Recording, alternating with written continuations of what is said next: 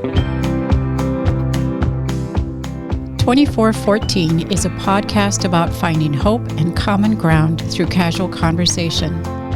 Like the friends on the road in the New Testament, in Luke chapter 24, verse 14, we want to walk away with more understanding that leads to more conversation as the journey continues. Thanks for walking with us.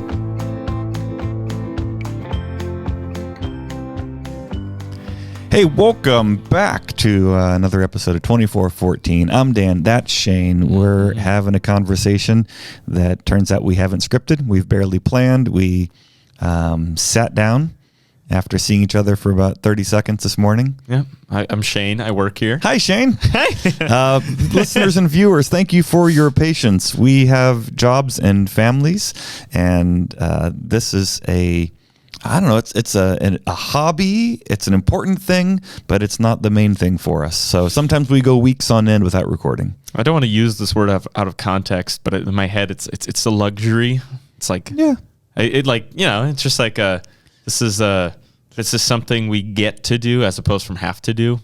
Like if we had to do it, we'd be cranking out episodes, 7 episodes a week, but this is something like we get to do, and with that, it's luxury. So it's this is I've got this extra time, so now we can pour it into this again. And so and I like it. Yes, and I want to be more consistent because I as do I. Yes, I value it. I think it's good for our people. I think it's entertaining. I think it's thought-provoking at times. At times, yeah. It's a lot of head shaking and face palm at other times. Yeah. Oh yeah. So today, just kind of as we get back into some conversation, some recording, some processing together, we're going to share highs and lows. We're going to play a round or two of Outburst, and then we're going to talk about the 1, 2, 3 challenge, which is happening here at St. Luke's, but it connects to faith and discipleship and intentionality across churches. And I think even if somebody's not a Christian, there's something thought-provoking about the intentionality of how we're living, what we're aiming at, how we're structuring our days. So if you're a Christian, I think this will be very informative. If you're part of St. Luke's, maybe you're tired of hearing it, but you need to hear it because I need to hear it and Shane needs to hear it. Mm-hmm. And so just like the word of God. I mean, it's something you can't. I already know that. Okay, well, hear it again. Yeah. So Shane, why don't you kick us off lows and highs? I don't know, in the last hour or month or quarter. I feel like there's too much to dissect if I went from the last time we recorded to do a high and low. So I'll do something very relevant. I've got a probably very real low, and then someone that's just like this is bugging me kind of thing. So a real low of I've got a 9-month old baby, and sleep is a luxury. That's the word of the day, I guess. But it really uninterrupted sleep to how much we want to get is not getting much of that. Lucia she kind of peaked in sleep 2-3 months ago. She slept through the whole night one night. It was like, wow, this is it. We made it. We're such great parents. Yeah. And then it's just been a steep decline since then. And it's just kind of, it feels like getting worse. But I mean, I think she's a baby. She doesn't know any better. And she's just, we're just navigating, a lot of short sleep nights with her. So, I think it's the older I get, the more I realize I need sleep. Mm-hmm. When I was in high school, college, it was I can get by with little sleep and hum like a hummingbird. And now it's I didn't get my whatever hours of sleep. Just trying to function without sleep is navigating that. Okay. With Lucia. So it's not fun. My petty low is I was mowing my lawn last week or so. And when I mowed my lawn a month ago, I got this really bad blister on my thumb because you're soft. Yeah, exactly. my fingers aren't calloused on that part of my hand from guitar. Yeah. So it just, blistered and scabbed. And I was like, So I moved my hand in a different position, and now, like, there was like a small. Do you have gloves? Do you have gloves? No, dude. Wear gloves when you mow the lawn. I've got too much pride for like work, like hands-on work. I never wear gloves for anything. I give me the blisters, give me the slivers. Okay. Well, no sympathy then. Yeah, exactly. So yeah, I got like this blister thing on my thumb, and then like immediately after that, I had to play guitar for a retreat, and just like went to like every day for a ton of time, and I think it just made it worse. And now like I can't not play guitar, and so like it's just like this constant cyclical like weird blister thing that is like not going away, and it's really annoying, and it's like I keep feeling it like this is so annoying. So I'm just reminded of this blister on my thumb. All right, it's just there, and yeah, it won't go away. My high though is just, I think, just celebrating Lauren's birthday. It's today. Yay. At the time of this recording, and celebrating that today. I got to do some planning for her and like to make her feel special, and so that's why I'm saying it on this episode as well. So you abandoned her with a screaming kid and sat down to record a podcast with me. Yeah. Happy birthday, Lauren. Happy birthday. It's the gift of motherhood. Enjoy. It is. I also couldn't neglect any more weeks that was recording. So that's good. Like, this is just what worked. So yeah. So it's her birthday. So that's my high. All right. Yeah, I feel like I could say infinitely more, but I'll leave it at that. So I'll throw it over to you for a high and low. Oh, well, your second petty low has reminded me of a high. Oh, I haven't mowed the lawn in a couple years. I've got teenagers now, so just they do it like all the old things of like the farmer would have like 12 kids. Yeah, 12 farm hands. Yeah, it makes more and more sense all the time. It's just free labor. No, we pay our kids minimal sub minimum wage with a roof and food. No, like to mow the lawn. No, they like to mow the grass. So that's got two teenagers who do it, and so I just sit inside and watch them now. Wow.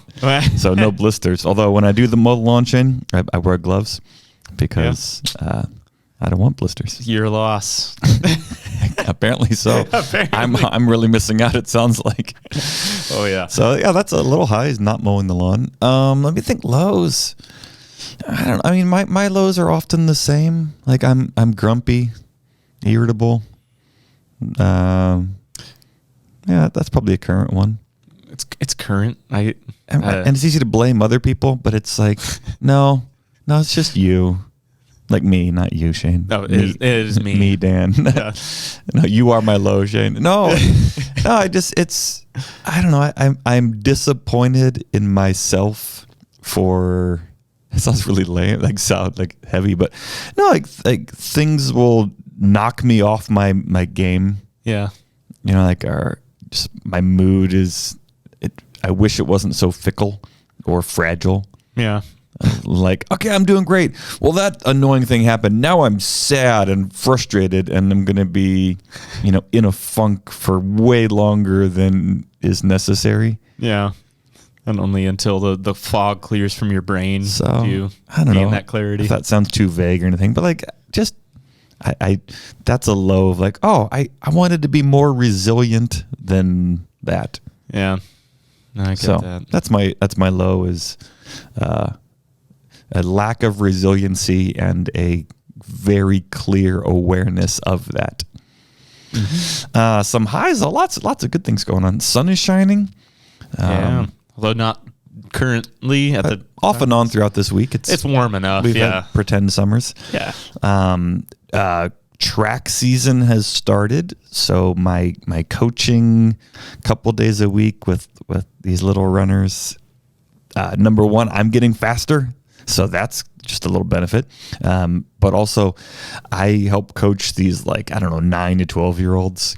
Mm-hmm. And it's just a fun age. Like I totally just mess with them and keep them off balance and give them ridiculous answers to any, how many 400s are we going to do? 70.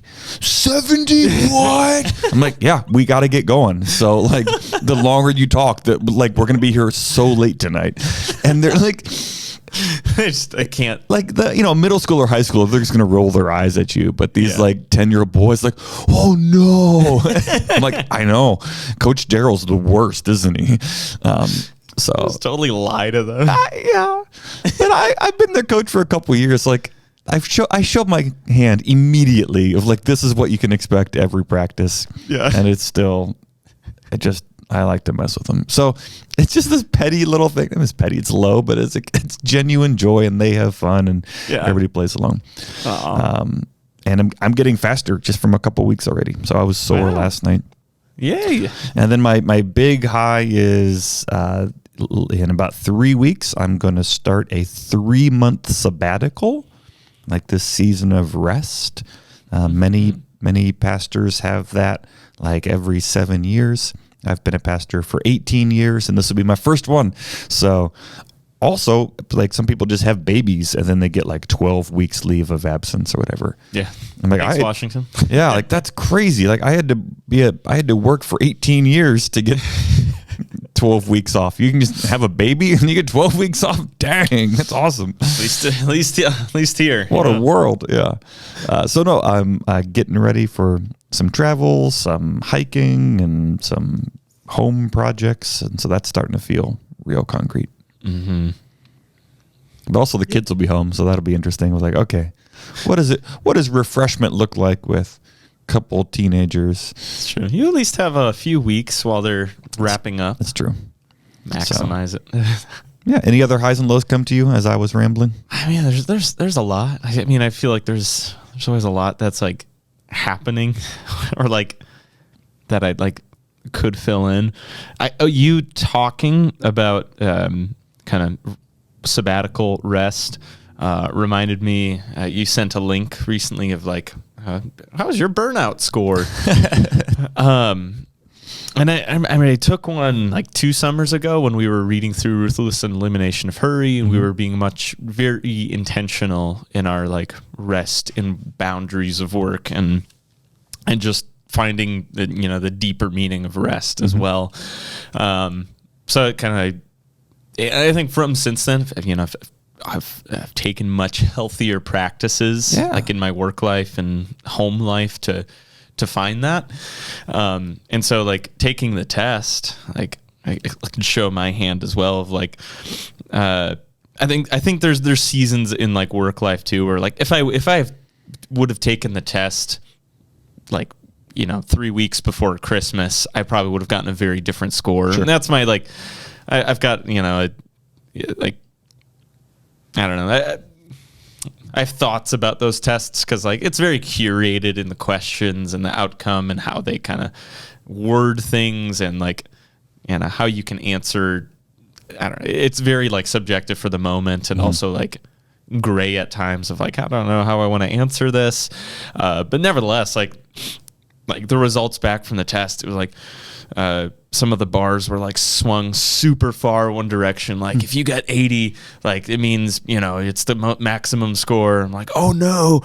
And I realized like they were all negatives, like negative, like to the extreme. You're in a really like, good spot. Yeah. Like, cool. Nothing is above 0. Like, cool. Oh, like, yeah, I mean, I could have told you that like going into it, but like, it was just also just like, yeah, I'm very grateful for all the practices and like, I don't know, planning that's gone into like what it means to be in a healthy place, like in work and like to find that rest, even if I'm not rested, like physically. Yeah. So it was just, you talking about sabbatical just made me rethink of like, made me think of that. Like I took yesterday. So it's like maybe a high at least of just like, kind of a check-in, like, I'm doing okay. Yeah. And like, also like, high is just like, things like can be stressful, but like ultimately, like I feel like I'm in a restful place. Like awesome. I can work and be happy. These crazy concepts. Hey-o. Like, yeah. So it's just you talking about that just reminded me of that. I'm like, like we did a lot on Ruthless Elimination of Hurry and kind of some other resources I was reading and then tandem with it. And like, I feel not like trying to like salt or like, no, this is awesome. Like rub in, like you're gonna take your sabbatical while I'm rested. Like, let's celebrate. This is good. Yeah. So it made me think of that. Cool. So random tangent, I guess. My other high I want to share is I went to visit someone yesterday who's dying, and it was the most encouraging visit, like, just ever. Just I walked in and they're just like, God is so good. Like His grace is so amazing, and Jesus is with me, and they're in late 80s, I think, maybe early 90s. Yeah. And they were like, yeah, I was 14 years old, and one of my friends invited me to church, and I'm so thankful that it changed my life. My family didn't go to church, and she invited me, and then I was baptized and confirmed, and God is so faithful, and I'm ready to meet Jesus and to, it's just like, I went to like share God's word and comfort, and you ended up being it was blessed. amazing. It was just grace upon grace. And I was like, yeah, are there any, any like Bible verses in particular meaningful now or during your life?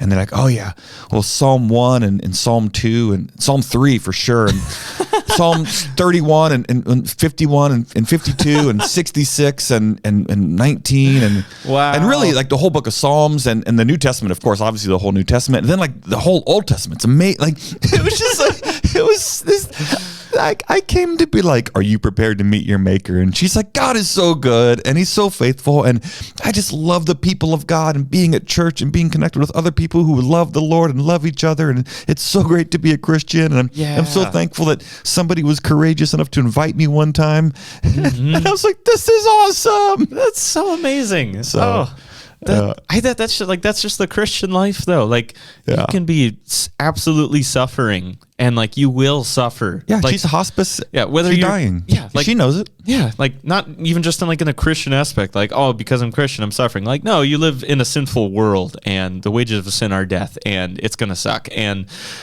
despite that, we can find joy in our lives through Christ, like in what He's giving us, and like. I was reminded of that this weekend too. Like, sorry, I'm just like keeping going on like rabbit hole tangents, but like hanging out with some friends this weekend, and just like checking in, like, oh, how are you doing, and like everything, and like, again, this person isn't like a church person. They don't have like a church home, and like even beyond that, like I still want to have like those deeper conversations with this person, but.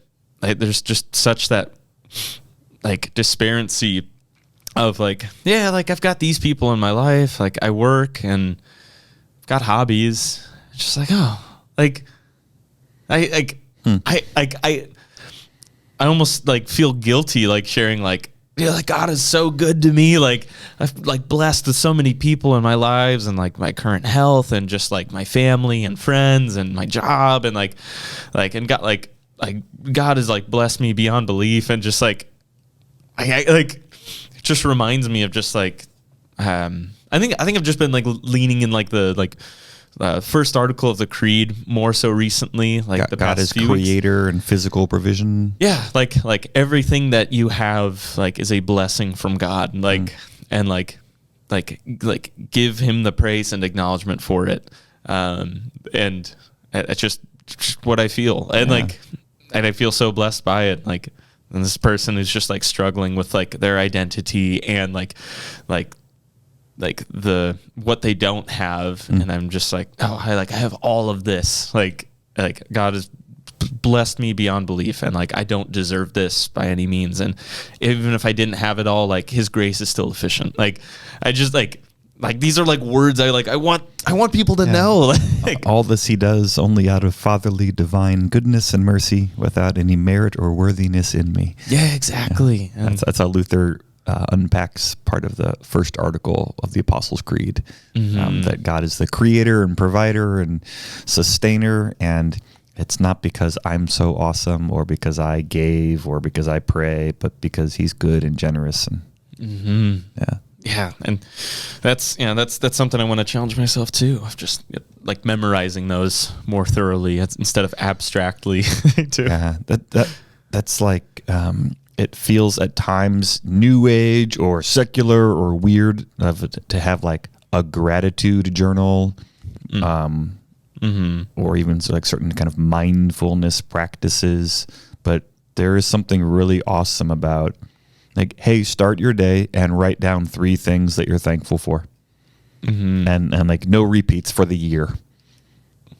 And you're not going to run out. You will not. And it will like change your day. Yeah. Even if you're having a crummy day already. Yeah, and it doesn't mean your problems go away, and it doesn't fix stuff, or means like, it doesn't mean look on the bright side. It just means, yeah, but like I have shoes. That's a good thing to remember. I had nobody broke into my house last night. Like I have safety or shelter. Or, I think that's been good for me too. Just like I'm grateful for that. Like Luther's evening prayer of just like send your like guardian angels to like protect me and watch over me. Like that's a serious prayer. Like anything can happen in any given night. Like Lord have mercy. I was listening to some comedian recently. They were like, I met it was Pete Holmes. I'm not sure who it was, but they were like, try to describe sleep to an alien. If somebody were like, so what is it you do? Like, oh, like for 8 hours a day, I'm just like dead and defenseless and completely helpless. Like that, like that's kind of a terrifying thing. Yeah. And so to commend ourselves into the Lord's hand in that moment of sleep. Yeah. Yes, absolutely. All right. We don't have to, but we're choosing to, we're going to play a round of, I almost said catchphrase, outburst. I do like catchphrase, by the way. As do I. I feel like it's, if we fill these seats, it merits, catchphrase. Cause now you've got, teams. And so Outburst is a game of verbal explosions. This is the 1981 version. I don't know. It's 80s. Yeah. I'm going to pull a random card from this deck. I'm going to read the category. Shane is going to flip over our timer. We're going to have something like 58 seconds to come up with the top 10 things that some guy thought of one time in his guest room in his mom's house as he was making a list of things. And sometimes his list of things matches with our list of things, but very often it does not. Our category today, Shane, is parts of a newspaper. Parts of a newspaper. 3, 2, 1, go. Headline. Obituaries. Funny pages or comics. Jobs listings. Personal ads. Comics. Wanted, for sale. Title. Articles. Header. Weather. You used to be able to like play chess, like that have games back and forth. Real estate listings. Ads or tragedies. Coupons. Parts of a newspaper. Local stuff. Oh, national, international. Yeah. Local. Wars. Parts of a newspaper. Centerfold. Fold. Paper. Above the fold, below Ink. the fold. Parts of a newspaper. Authors. Pictures. Words. Headlines. Paragraph. And time. I'm gonna go 3. Oh, Shane, we got 6. We got at least something 6. I didn't want to derail us. I was trying to remember the name. Isn't there like a name for like jobs? You're like there's a more technical like name. Like postings. Listings. Maybe I'm thinking of something help else. Wanted. I'm gonna hear the word. I'm gonna hear the word and I'm like, You said 3? Yeah. I thought 6 was conservative. I'm saying 6, and I think we're We going to didn't beat say it. sports. Did we? I know. See, like there's already so many. I can't read what I wrote. I just scribble. You'll remember, maybe. All right, number 1. Oh, this might be what we're thinking. The classified ads. Well, maybe, but yeah. But we said ads. But is that different? What are the classifieds? What is that? Classifieds? Is that different than like help wanted? I don't know. I'm not sure we said it. Yeah. Oh my goodness. Put a maybe. Number 2, editorial.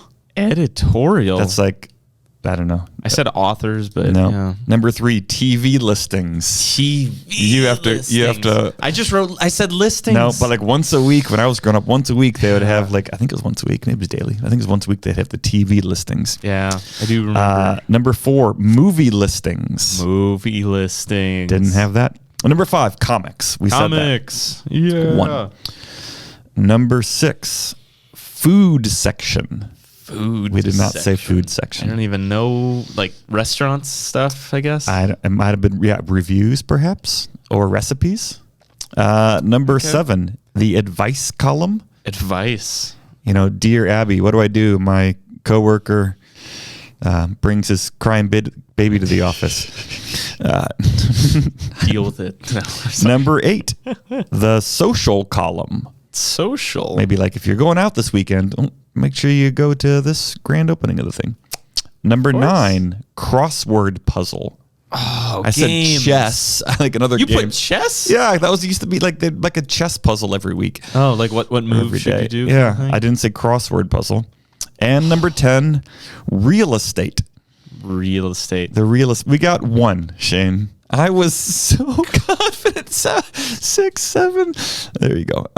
We got Wow. 1, and it was the comics. The only thing we got that's in the newspaper are like the funny pictures. Garfield, yeah. We got 1. We got the comics. That's I think disappointing. classifieds was the word I was thinking, but that's not good. It's not shows good. how We're in rusty. shape we are. Yeah, we're rusty. Oh, One more redemption. yeah, round? we get one more redemption. Okay. I need a It 1984 Yankees roster. could hardly do worse. We could, technically we could do worse than that. We got 1. We can, and we maybe have. It is a live possibility, but we're gonna aim to do better. We Our can do category is. Oh, we got this. Okay. Supermarket departments. All right. Supermarket 3, 2, 1, departments. go. Deli, Dairy, meat, bakery, produce, frozen, cereal, dry international, baking, floral, drinks, liquor, home beverages, repair, hygiene or health and beauty, clothing. I'm gonna say checkout. supermarket lane. departments. Check out. You never know. There's like Shoes. home and garden. Nice garden. They said personal care, Frozens. dry goods, Frozen baking goods, desserts. novelty. Oh, they have magazines. Oh, and toiletries? books, Cleaning supplies. candy aisle, produce, fruit, veggies, and time. Oh, we got 8. I'm circling it. I circled it. I'm gonna go 5. Oh, Shane. We might get 10. We got 8 though for sure. we did not get 10. Also, it said supermarket, and I feel I don't. Yeah, is that like is that just a big food, or is It's that like a grocery store, Shane. I know it's like grocery store, but like there's the Walmart Super Center. No, which they didn't is- have those back in the 80s. All right, here we go. Okay. Let's just start crossing them off. You ready? All right. Okay. Okay. Yep. Oh, dang it. All right, number 1, produce. We said that. Cool. Number 2, dairy. We said that. Yeah. Number 3, frozen foods. Said that. Yep. I don't know. Number 4, did we say canned goods? Did not say canned goods. No. Okay, number 5, paper goods. Paper goods. I don't think we said that. Number 6, personal hygiene. Said that. Said toiletries. I said personal and I said hygiene. Okay. Good enough. Yeah. Number 7, we did not say juices. I said The juices department. I said drinks, beverages, and liquors. What department do you work in? Juices. No. Look at the juice. Bread. We said bakery. Does bread count as bakery? The bread aisle. They call it the bakery department. They don't call it the bread department. It's the bread aisle. Okay. I don't know. Didn't say bread. I don't know. We'll leave it right now. Number 9, meats. I did say meat department. And Yes. number 10, Oh, deli. yes. So meats We and said deli. Meat, we said meat and deli. We got I think. yeah. So we got a legitimate 6. Okay. If we count bread, that puts us at 7 as bakery. yeah. We didn't say canned. And We didn't say papers. juices. And juices. Go to any grocery store and can you direct me to the juices department? It's sodas, like an aisle. It's not sodas, juices, energy drinks. But see, here's nowadays, the thing. I've worked in a grocery store. Yeah. And I go to grocery stores regularly. Yeah. There are aisles. There's like sections, but like there's departments. Like the home goods department or like the gardening department at Lowe's. That's different than like the hose aisle. You wouldn't say hoses is a department, but there's like a lawn care department. Might be able to send an email to the right. Now 120-year-old man who made this. We got produce, dairy, frozen, personal hygiene, meats, deli, maybe bread. We did not get juices or paper goods or canned goods. That's a strong showing. I think anything above 50%. We beat one. Yeah, we beat one. Anything above 50% in this is a win. So, yeah, I'll call it. There's all right, celebration horn. In the time that we have left, we're gonna jump into this thing happening here at St. Luke's. We're calling it the 1, 2, 3 challenge, and the idea, that kind of tagline is: everyone who calls St. Luke's home will take 2 intentional steps in each of our 3 discipleship strategies: gather, grow, and go. So here's the idea, some of the impetus behind it. We want to be intentional about our lives as Christians. Mm-hmm. And I would say both intentional and focused and together. So these are some of the 3 things behind it for me. And we'll just see where, I don't know, we don't have an agenda. Yeah. So here's some of the things behind it for me. As people, as a person, we typically are bad at estimating things in our lives. Mm-hmm. So in general, I think I eat enough like fruits and vegetables. But if there was some survey that said like, how many servings a day do you eat? I'm probably going to write down a number higher than is reality. Yeah. And if I actually log my fruits and vegetables, it's like, oh, like that. Mm-hmm. So there's like having something concrete that grounds my bad estimating skills. Or if you had to estimate how much time do you have on your phone or TV, like we're going to be way underestimate. Mm-hmm. Like, yes. What? Yeah. How on average, how much screen time do you use? So we're bad at estimating. Mm-hmm. So one of the things this is doing is giving us something concrete. It's also the case that I think as Christians, we can be busy and not doing the right things. Mm-hmm. Like we can just be like, oh, I'm busy in the name of Jesus. Mm-hmm. Like, yeah, but are you going to church? Mm-hmm. Like, are you reading the Bible? Are you loving your neighbor? Mm-hmm.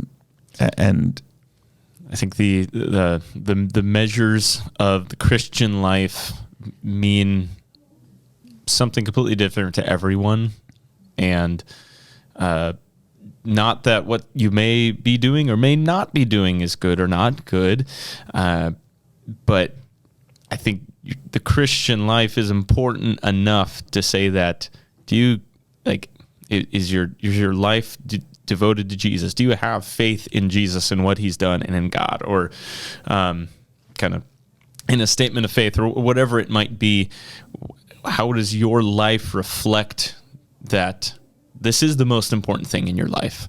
And the measures we use for that, I think, are different for everyone. Like someone might say, well, I go to church. Okay.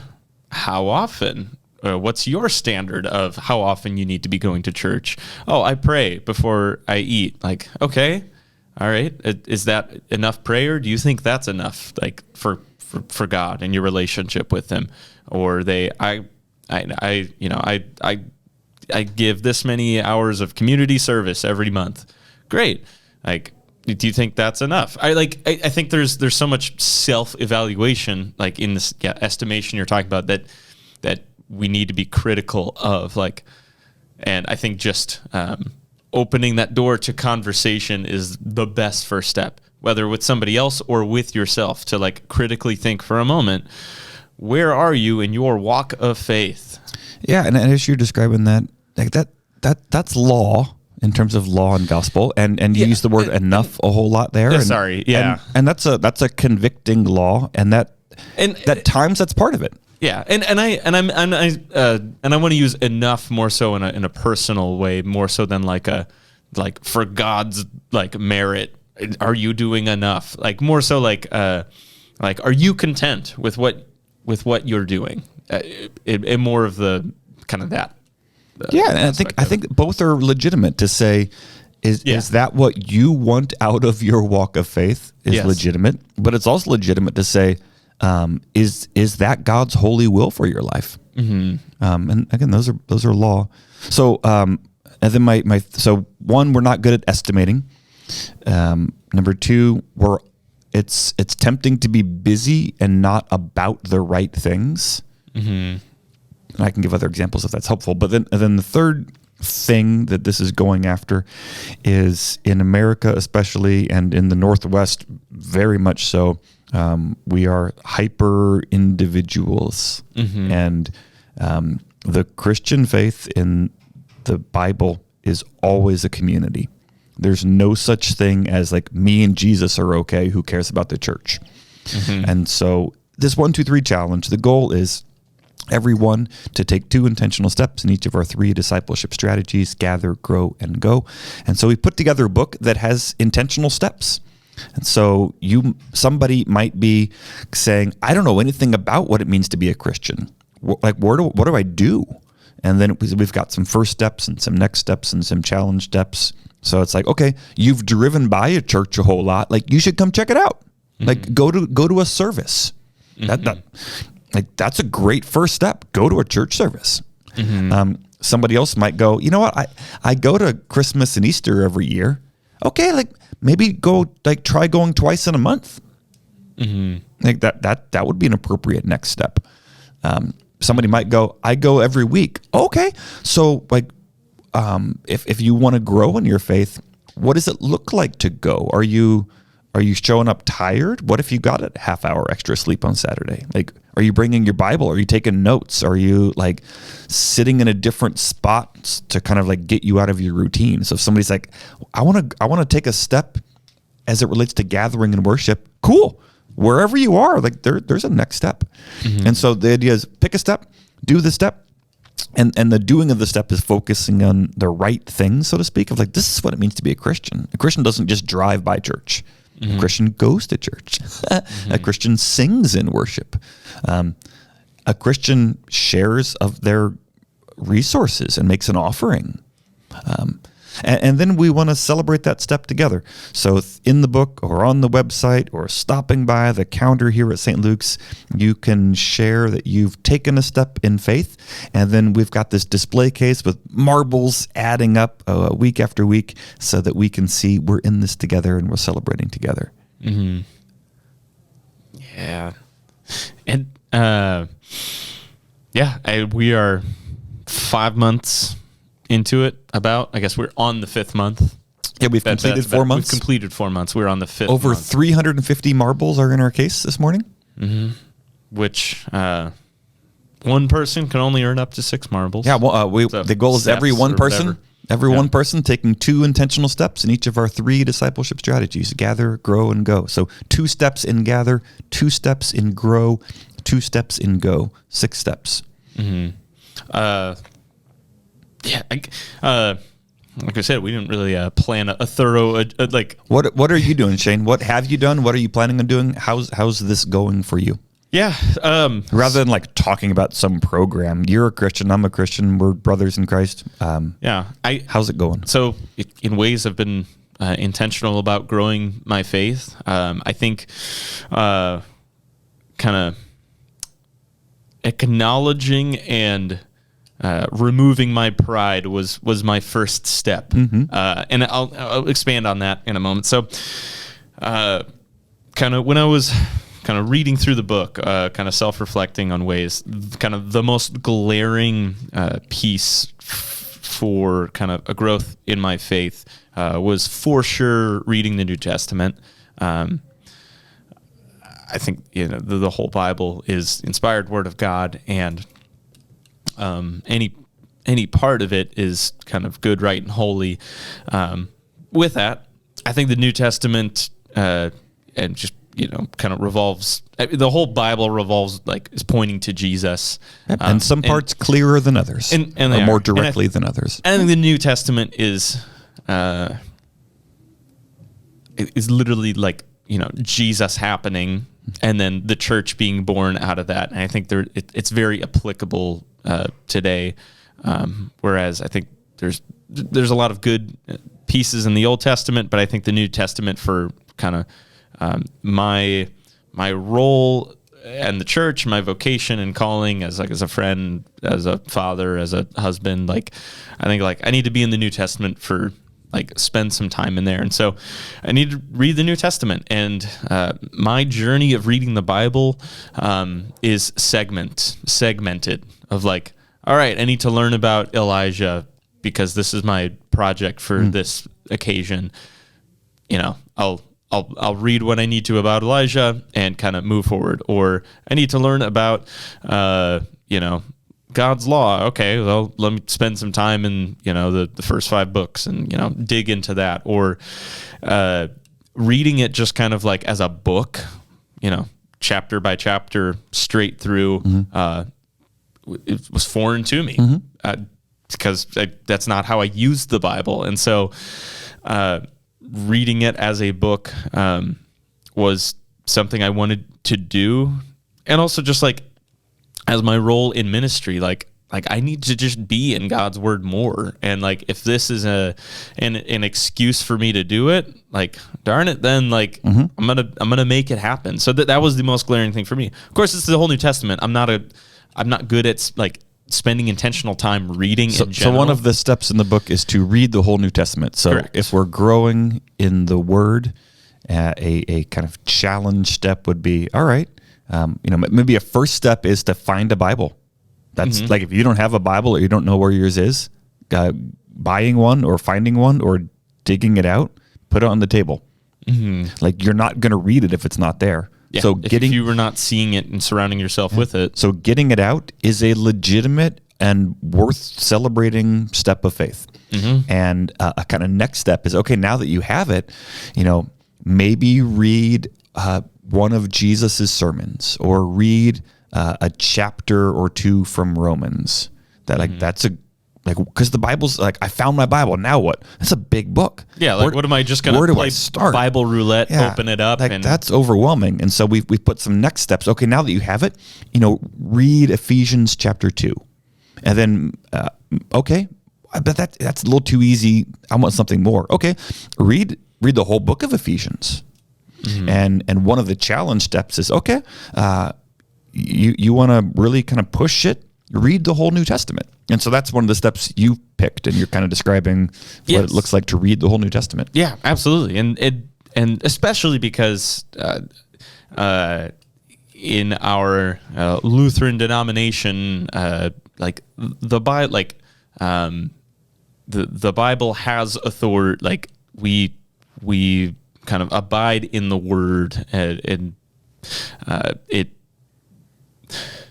Our doctrines, our practices, our theology it's centered around the teachings, the words of the Bible. And if that's a big component of the faith that I adhere to, I should probably spend some more time in it, just in general. And so kind of reading through the New Testament was what I reflected, and this is the first step I need to do.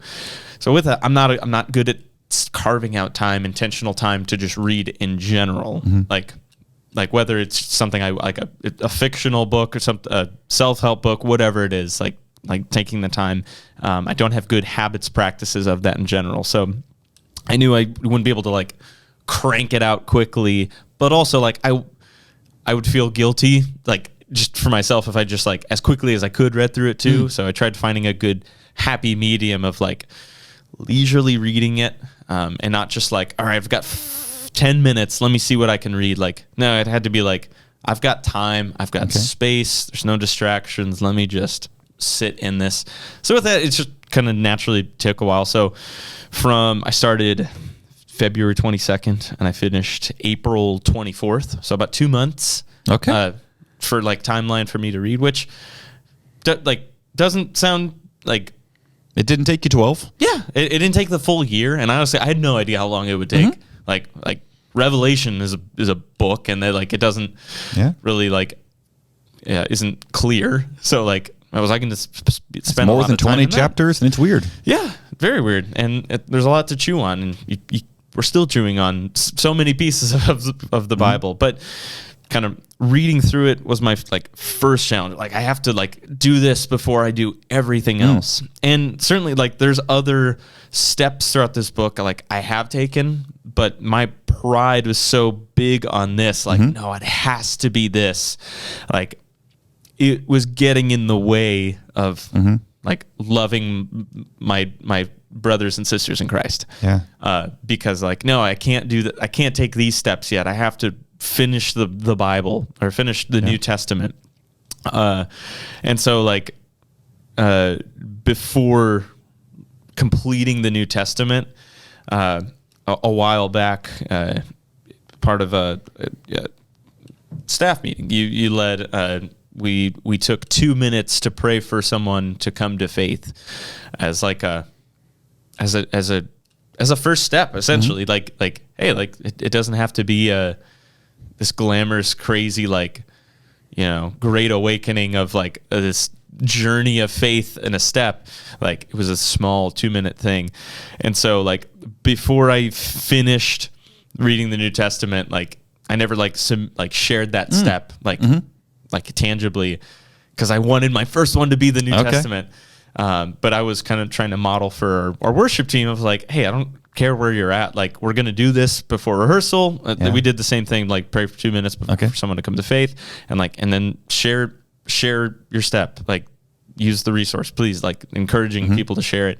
And I'm saying it for myself too, of my messengers, get over yourself and do it. Yeah. And I'm I got to do this too. So literally I'd shared the step, pray for someone for 2 minutes, and then finish the Bible. I'm oh, okay. Or finish the New Testament. And it was liberating, because I wanted my first one to read the New Testament, but it ended up being a more shedding of my, sinful nature and pride. Yeah. And no, you did this. You weren't going to set a timer for 2 minutes to pray for somebody. That was a tangible, thing you did in your walk of faith to grow.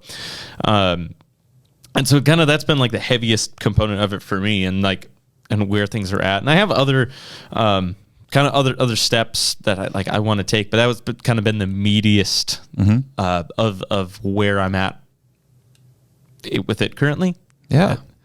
That I wanted to share, I guess. Appreciate it. Yeah. I think what you're describing is, I validate and affirm as a large experience thinking about our congregation. And I don't know what to do about it, but I think I think I'll say this: the people who are engaging with this resource, either the PDF on our website, www.stlukes-church.com, or have picked up the spiral, the people who are doing it are glowing, and they're this has been good for my faith, and they're taking their faith seriously, and it's been really good. And I don't think anybody who has tried a step has felt beat up by it, or oh, that was too hard. Yeah.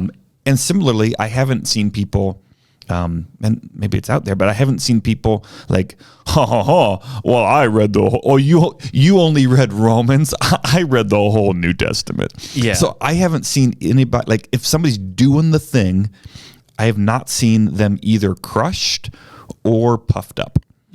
But what I've seen as a big obstacle, probably maybe the biggest obstacle, is it feels too easy to bother with. And I don't know what to do about that, because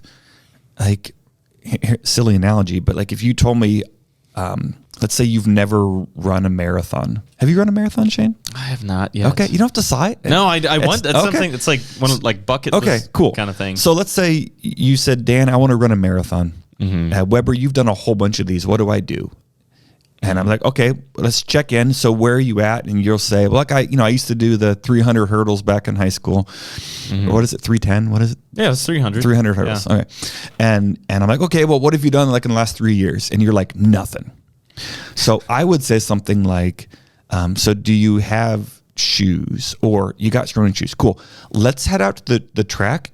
Like, let's jog 800 meters and see how it feels. And imagine you're like, no, I want to run a marathon. And I'm like, yeah, cool. So let's just do a couple laps and check in. You're like, no, that's too easy. So do you want to do something harder? No, I'm not going to do that. It's too easy. Like that's what it feels like with this. Like, so you use the example of set a timer and pray for somebody who doesn't know Jesus to come to faith. Like pray for 2 straight minutes. I get the sense that like that feels so beneath us. Oh, so like, are you praying for 30 minutes? Well, no. Okay, could you pray for 2? No, that's too easy. Yeah, but like you're not doing anything. Yeah. So like, and honestly, I think it is convicting. So to see it in print of like, oh, I'm a Christian. I've been a Christian for 30 years, and a first step is to read the Sermon on the Mount. Oh, I've been a Christian for decades, and I haven't read the Bible outside of church. And so then I think it's like it's so convicting. I don't want to look in there, because that seeing it in print as an objective, like quantifiable, accomplishable thing, it looks so small.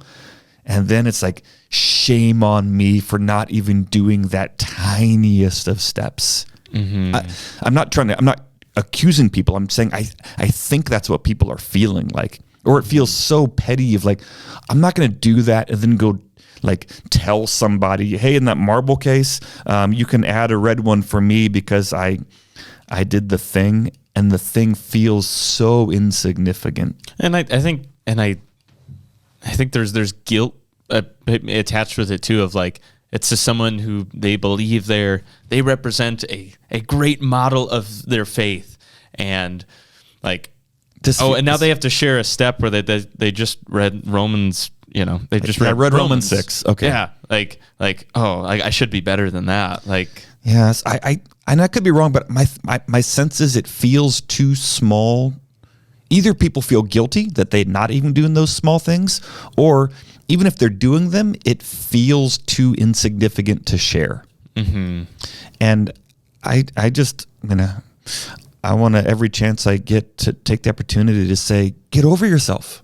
Like, it's not like you, Shane Welter, sharing that you prayed for 2 minutes for somebody to come to faith is not about look how great or bad Shane is as a Christian, but seeing that marble in our case is an encouragement to the body of Christ. If there's, if you have not been to St. Luke's, you can imagine a picture frame that's about maybe 2.5 feet by 2.5 feet.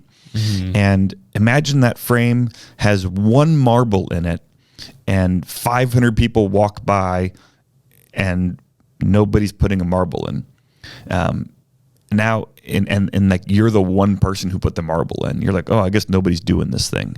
But imagine that same 2.5 feet by 2.5 feet picture frame. Imagine it's half full of marbles, and there's hundreds of marbles. And you're like, all right, we're doing the thing. I'm part of this. You're part of this. We're doing this together. And so, Shane, when you shared that you prayed for 2 minutes, it wasn't about you being a good Christian or a bad Christian. It's you being an encouragement to the church to say, we're doing it. I'm going to go and speak the gospel. I'm going to go and love well. So I don't know. I just want to, if somebody feels guilty, don't feel guilty. The goal is not to say you should have been doing more. And if it feels too small, you know what? Like, so I'm a husband, and believe it or not, most days I tell Charlotte I love you. Like, how many times have I said those words in 20 years? Like, they have to be some of the, just by like the math, some of the cheapest words I have. Like, I say them more often than I say almost anything else. But you know what? I'm going to say I love her tomorrow, and I'm going to say it again today, and I'm going to give her a hug. Like, Shane, you should go hug your wife. And like, I want to be like a great husband. Okay, hug your wife. No, like I'm thinking like Cancun or candlelight dinner. Just go hug your wife. And like if we were in some kind of accountability relationship, and you're like, Dan, I want to be a better husband. I'm like, okay, dude, go hug your wife. No, but like good husband stuff. Hug your wife. Don't talk to me until you've hugged your wife. And once you told me you hugged your wife, we can talk about what's next. Like, I hope you would be like, that sounds too easy, but I'll go do the thing. Because if you're not going to do that, what are we doing? Like, if you can't say I love you and hug your wife, you're not a husband. Like, I don't care what you tell me you want to do. If you're not willing to do the boring, easy, small steps, let's not think about the bigger stuff yet. And if you're too prideful to share, okay, we're going to meet on Wednesdays, we're going to talk about it. Next Wednesday, I want you to come in and be like, yeah, all right, I did it. I told Lauren on Tuesday last week I loved her. High five. Great. Like that. So I'm kind of ranting here, but like, that's what this is, folks. Like, hug your wife, hug your kids, tell them you love them, and we can celebrate that, because that's where it starts. And even in I think they're like, I've just been surrounded a lot more by great teachers and kind of keynote speakers of people whose kind of main talking point is like rituals, habits of daily life, but also like the rituals and liturgies of church and like the formations that have. But like without getting too much into the weeds, but like our daily habits, our daily rituals, routines really do shape us. And like, telling Lauren or telling my wife, telling your wife that you love her, like, it might be a daily habit most days. Like, because that's habit. But I'd consider that a good habit. I brush my teeth before I go to bed. Like, that's a good habit. I would probably have a very different life if I didn't. I think habits of the Christian walk of faith are just as good as brushing my teeth. Like, and I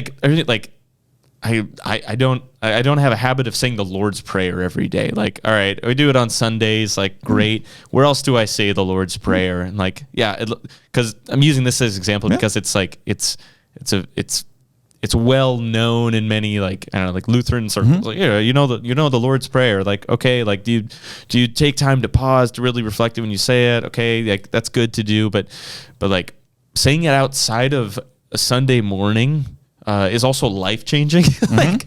Like, all right, let's find time to say the Lord's Prayer in an occasion that you're feeling grievanced, or maybe just before your lunch meal. Okay, say the Lord's Prayer. Like, there is beautiful formation in the words spoken, but there's so many other like rituals, like tangibly that we do, of like, some Christians make the sign of the cross in certain occasions, whether they enter a sanctuary or when they say the Lord's Prayer or the Creed, or when they are just like feeling grievance, they make the sign of the cross to remember that their baptism and that they're a child of God. Like, these are good habits and practices, and certainly like you can have like the analogy of like running a marathon. Like, this isn't like, that is not like, that's not like the full marathon wasn't making the sign of the cross, but like, it's a step in part of the race that you're running. And that's one step in the full longer course, in that if that's what it takes to daily remind you to like die to your old self, to remember that you are claimed in the waters of baptism, I should make a freaking sign of the cross upon your heart. Like, no, but it's one of the like steps of the kind of the daily habit, ritual, sacred, and like maybe it is something that is something a little more unique. Of like, okay, you read the book of Romans. All right, like that was something you had to be more intentional of. Like, it's not reading the whole Bible, but it is that step in the longer course. I will say, like reading through the New Testament.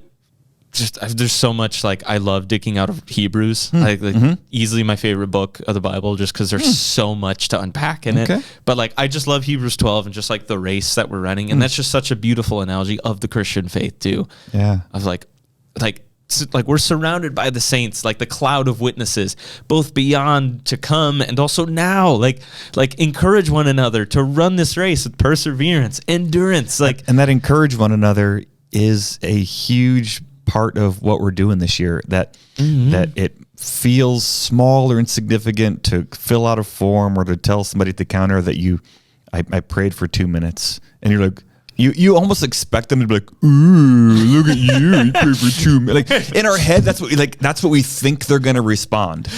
Yeah. Like or if not in their heart, they're like, oh, this is what they're thinking. We assume that's what they're thinking, but they're not. They want to give you a high five. And then when somebody else walks by that case, encourage one another to love and good works. Like this is fulfilling God's will for us. This is what it means to be church. So that's why I say get over us. And I also want to just keep celebrating. Most of life is ordinary and everyday and boring. And that's where it's lived. And if we can see and recognize God at work in the normal, we're going to be amazed at God's goodness and work in our lives. And it's some of it's foundational stuff. We just watched, so we're in May now. So March Madness is still kind of in my head a little bit.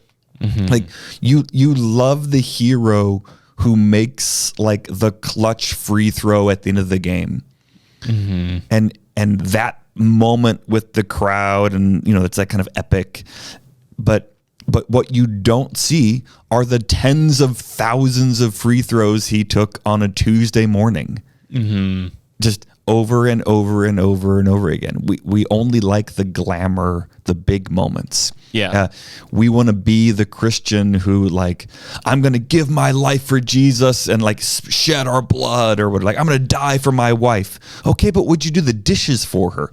Well, no. Like, that's too small. I want to die for my wife. Then just pick up your socks, dude. No, I want to die for her. Put your dishes in the dishwasher. No, you told me, like, I'm going to die for my wife. Yeah, then like help make dinner one time this week. But that feels so small. Well, if you can't do the small thing, you're not going to do the big thing. So like most Christians are not going to give their life for Jesus. Most husbands are not going to die for their wives. But I have opportunities every single day to tell her I love her, and to hug her, and to put my dishes away, and to make dinner, and to treat her. Like, do that. And so as Christians, anyway, sorry, just like we're waiting for this fictional epic moment, and if we're not doing the small stuff, we're not going to perform when the game's on the line. Like, we think we will because that's the flashy moment, but like, if you can't do the small stuff, you're not doing the big stuff. And again, that's law, but I'm just like, well, let's do the small things. Come tell me if you're too embarrassed to tell an ELT or executive leadership team at the counter, or you feel silly filling out the Google form anonymously. Come tell me. I promise you. I will give you a high five, and I will smile, and I will mean it. Say, Pastor, I found a Bible. I didn't know where one was, and I've been embarrassed because for 20 years I've been going to church. I never knew where my Bible was, but I found it this week. Up top, dude. That's still my 100%. favorite step that somebody shared with me. In the worship team, was like, it was in the first few weeks of the 1, 2, 3 challenge. Of like, I read through the book, like. I read through the 1, 2, 3, like challenges and stuff, and like, so like I got my Bible, and I dusted it off and like put it on the counter. I'm like, that's it, like, dude, you're doing it. Literally, it doesn't, like, you don't have to read cover to cover 20 times throughout the year, like, for the Bible, but like, you put it out, and like, it's this daily reminder of like this Christian walk of faith, like this is good. As simple as that. Like, that's a win. That's such a win. And like, And because you're telling me this and other people, they're hearing it too. And like, this is encouraging the body of Christ. This is what the church does. This is what it's always done. Like, you are encouraging, you are building like the body up by just saying that I put my Bible out. Dude, like, there's so many wins with that. Like, and that, like, that's just like the joy I have of like hearing that. Like, I want that same joy from our church. Like just like you're seeing the marbles of steps of faith grow. Like, some are grand, some are so simple, but like not only just like seeing the case, I want people and listener, you to be encouraged in that, but also like to like, if you can't like talk about the deep theological parts of your faith with like your brother or sister in Christ, like, I hope at least like, hey, can you like talk about the 1, 2, 3? Like, how's it going for you? Like, what do you hate? What do you love about it? Or what do you like, what's hard about it for you? Like, I think sometimes just like talking about your faith on a casual basis with your like friends, it can be weird sometimes. It's just like, how's your faith? Like, oh, okay, we're just gonna talk about like sports, but it's vague too. How is your walk with Jesus, as opposed to, hey, for gather, what are your 2 steps? Or like, hey, have you considered like how you're gonna love well? Like that's a weird one for me. Like, so what are you doing about it? And like, okay, like maybe it is awkward. All conversation's awkward at some point, but that ice, it's got to thin out and break at some point. So let's wrap up here, Shane. This is my Love Well step. Yes. It's on, if you have your 1, 2, 3 challenge booklet or the PDF on page 42. It says at the bottom of page 42, call your parent or grandparent and check in 20 times. And I've done it 5 times we're in the 5th month. So in a little over 4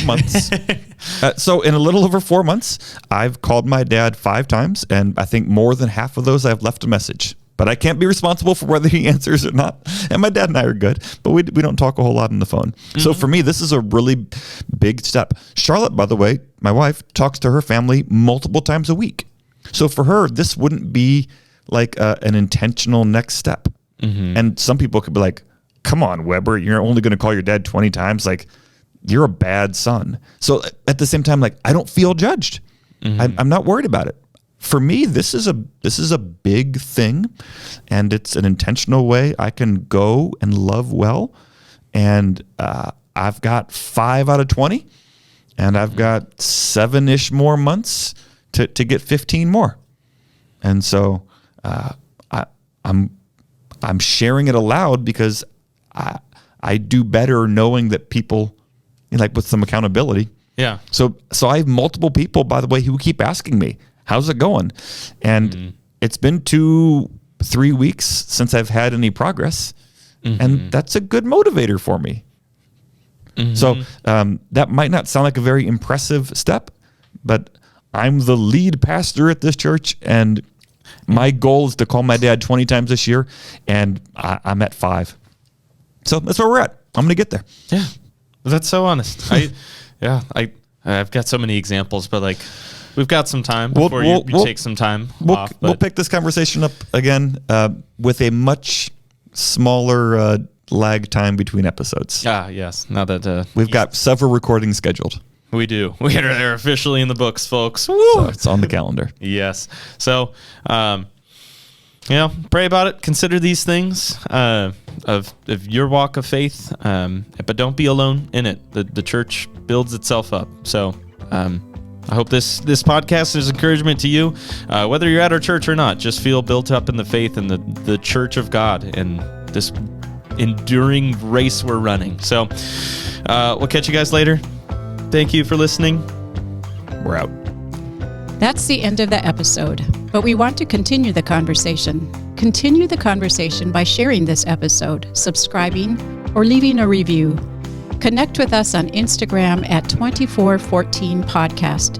Connect with us through email at 2414@stlukes-church.com. Or best of all, keep the conversation going by inviting someone to process with you. so that you can each walk away with more understanding that leads to more conversation as the journey continues. If you happen to be in the Seattle-Tacoma area of Washington, stop by on a Sunday morning and say hi. 2414 is a podcast produced by St. Luke's Lutheran Church in Federal Way, Washington. To find more content, discover upcoming opportunities to connect in person, or to support the show, head on over to stlukes-church.com. Thanks for walking with us.